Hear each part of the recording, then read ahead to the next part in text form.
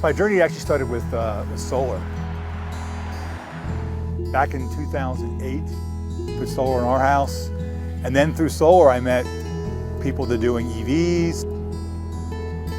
The motivation is around climate change. The motivation expanded because it's just better. It's fun to play with all the high-tech stuff. And ultimately, it'll save you money too.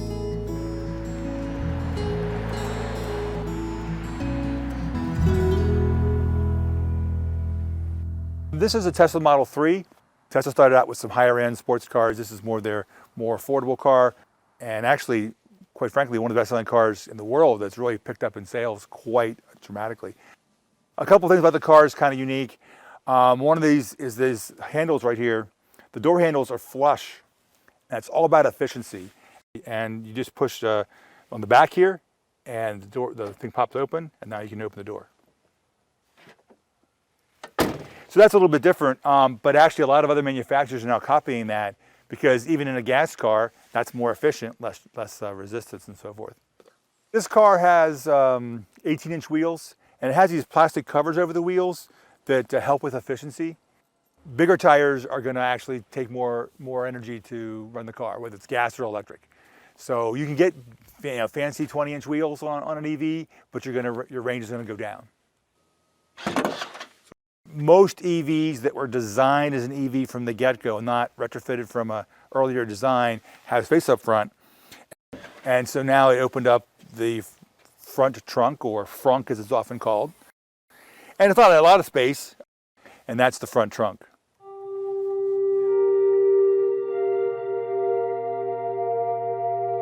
Charging the car, panels definitely pay for themselves over time.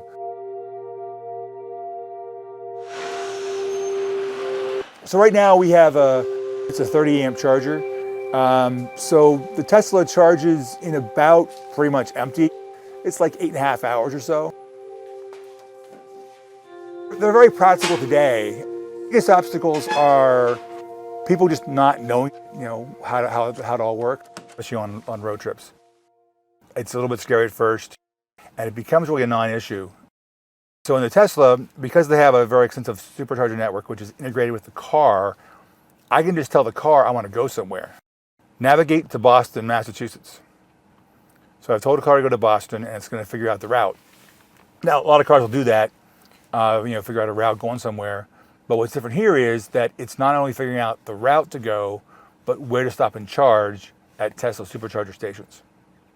In 500 feet. Turn right onto Sturbridge Court. So that's the car telling me my first where I need to go, and it's telling me now here's the route and where to stop and charge, how long to charge for, and it did it for me in a few seconds.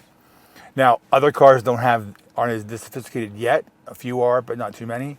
But there are apps for your smartphone, apps for the web, where you can do basically the same thing, just not quite as integrated.